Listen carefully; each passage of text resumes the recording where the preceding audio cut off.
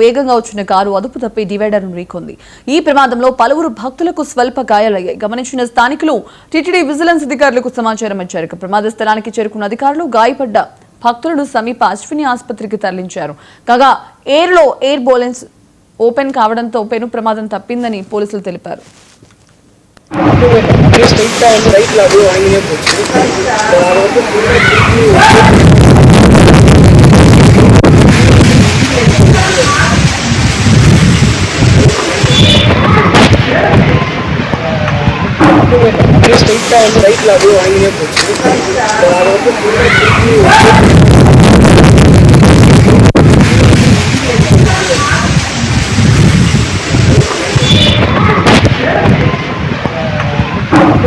ஸ்ட்ரைட்டா வந்து ரைட்ல அப்படியே வாங்கினே போச்சு.